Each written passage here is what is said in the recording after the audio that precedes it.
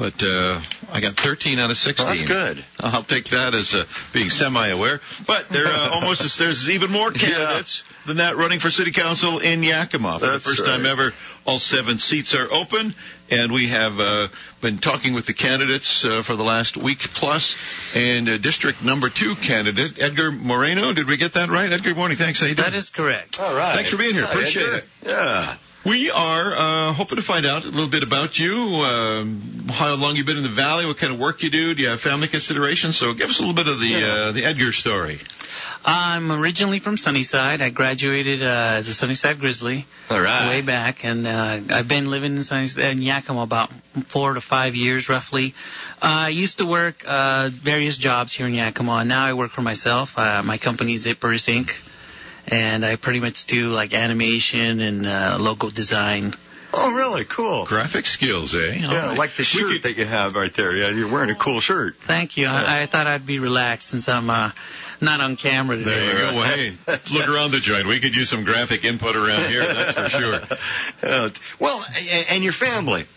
Family here in town? Family down in Sunnyside? I have a brother in Tacoma who he also ran for city council. Oh, it's a family affair, huh? Yeah, he ran in Tacoma. We can be kind of competitive sometimes. So if I win, it's kind of like Eli Manning, Peyton Manning. One has the Super Bowl rings, one is trying to get one more, you know. Right on. Well, one of the things that we ask everybody, because it can be confusing as to just what the nature of the job is, and that is that. What's your understanding of the responsibilities of a city council person when you get sworn in? What's the job? Well, the job is to be a good steward for the people. You want to make sure that you have wise, sound judgment, that you make sure that you educate the public on what it is that you're doing and what you want to accomplish for them so that you create a greater Yakima for them. You don't want to make decisions that are going to have negative effects on the people because your sole task is to make sure that everyone succeeds. And the other question we have probably runs right into that. Why are you running, Edgar? And I take it maybe it's to make sure that those people get what they need, right? Yeah. Tell us why you're running. I feel that, I've seen politics and I've seen a lot of politicians that say that they're going to help the people and they end up not helping the people and they end up not educating the people. And it's such a travesty, and I think it's something that should get addressed. And I feel that by being that good example and being the steward for the city and protecting the interests of them and making sure that they succeed as a city and that, everything becomes better is what's key, and it's what drives me. It's helping the people is the only thing that, it'll make everything better for everybody, and being an honest politician is key. Well, honesty, we used to be that would be, honesty was an expected quality. It's like if you don't have that, you shouldn't even be running. But nowadays, who knows? What are the skills and abilities that you think you have, Edgar, that would make you an effective council member? That's a great question. I feel that I have that always searching for knowledge, trying to figure out better and smarter ways of doing things. And so I looked into solving the problems here in Yakima by coming up with solutions, and I've researched the stuff that I want to do for the city, and I've looked into it, and I've thought about it, and I've looked into the history of Yakima so that I could understand it, and I've talked to the people, and I've looked through them, and I've talked, and it really is about trying to find out what it is, the direction of Yakima and which way they want to go, and how to make that actually happen. Edgar, both of us are, we've been here for many, many years. We love this valley, and obviously you do too from Sunnyside. There's just so many answers to this next question, but what do you think is the best thing about the Yakima Valley? About the city of Yakima, actually. What's the best thing?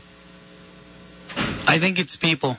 I think we have such a diverse group of people, and they all work hard, and they're all trying to provide for their families and make Yakima a better place if they can, and I just want to be a part of that. I want to help them. I want to make sure that we can deliver and become a better, greater Yakima. Well, that's a coin at the flip side. If you get on council, obviously there's a number of challenges that face you that the city has to deal with. So I'm impressed that you've done homework already and been looking into things and researching. So what have you come up with as some of the biggest challenges facing the city of Yakima that a council person would have to deal with? Well, the small tax base that Yakima's working from is really problematic because a lot of people want me to do all kinds of stuff. You know, I've talked with the union people, and you talk to other constituencies, and they want you to do stuff, but you have a small piggy bank, and so you got to figure out how to make that piggy bank bigger. So I was working at trying to put together a plan to expand the piggy bank or save in certain areas, and I've looked through the budget, and I've looked at expenditures that may not be necessary, and I would bring those ideas and bring other ideas that I have that would help Yakima succeed financially, and then find ways to help the community as well. Some items already in motion, Edgar. Let's get your take on some of these things. The proposed downtown plaza. How do you feel about that?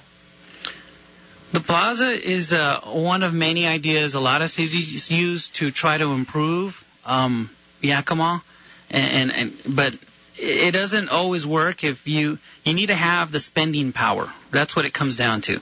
If you don't have the spending power and you're building a beautiful plaza and you're not going to have people come down to spend their money, it may not succeed. It's a higher gamble, and there is other solutions that'll pay off better, I believe. And so I would advocate those ideas first and the plaza second. Though I think it's beautiful to have a beautiful plaza like Bellevue. There's other cities like Tacoma and Walla Walla that have done successful business turnarounds in their downtown sector without building a plaza. The ban on recreational sale of marijuana. How do you feel about that? I'm all for American freedoms. I want to support all the freedoms that we were given here by the Constitution.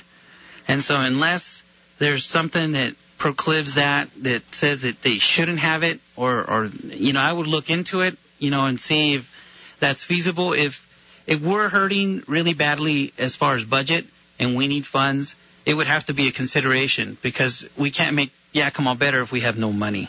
How do you feel about public art? A number of public art things around Yakima, downtown. How do you feel about it? I think art and music and all the humanities enriches the lives of people, and I would be for anything like that, because without that, we don't have rich, diverse people that we need to have in the Yakima. City's role in economic development.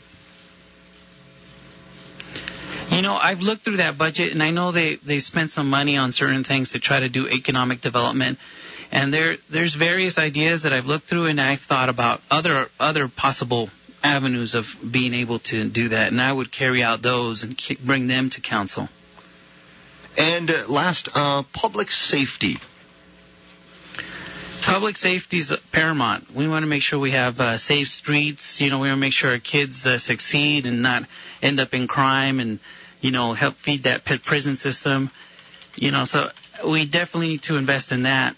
But we also need to make sure that everybody is doing the right thing, from the police officers to the people that are committing the crimes. We need to find intervention and prevention programs, and make sure that police are treating everybody fairly. Last question, well, second to last question maybe. The opportunity before you and all your other candidates comes as a result of the ACLU lawsuit. We're now doing 7 districted races, and all 7 up for the first time. There's been some controversy over whether it should have been appealed, whether we should continue the appeal. First question is, what's your take on continuing to appeal this thing?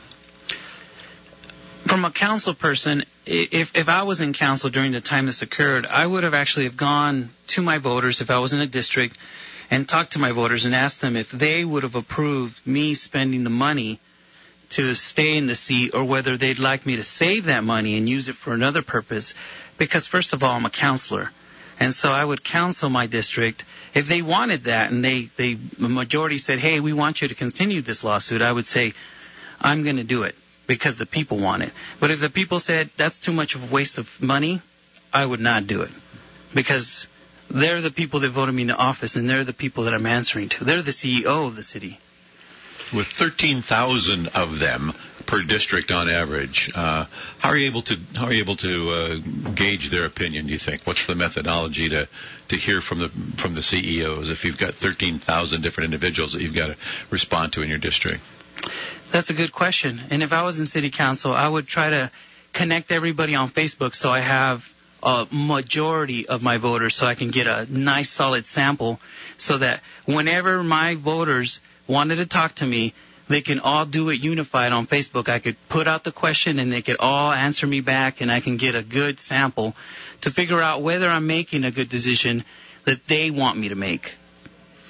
KIT News Time is 8:53. We are talking to District 2 candidate Edgar Moreno. Hey, Edgar, last question is, just if you have all the voters in front of you right now in your district and you had to say something to them, why would you want them to vote for you?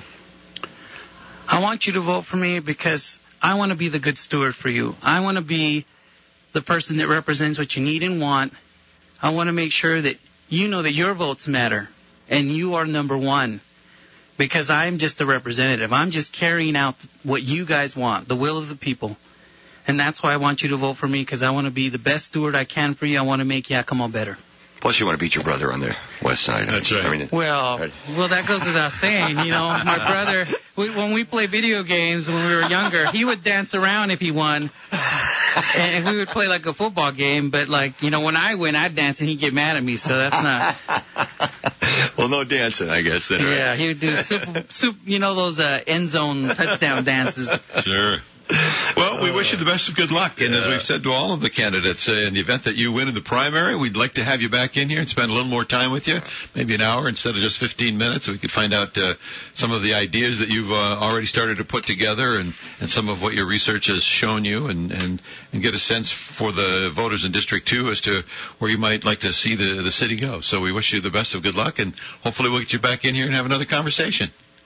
Thank you. I appreciate being here, and to the voters, vote for me. Right on. There you go. Thanks, Edgar. Appreciate it. 8:55. We'll be right back. News Talk 1280 KIT.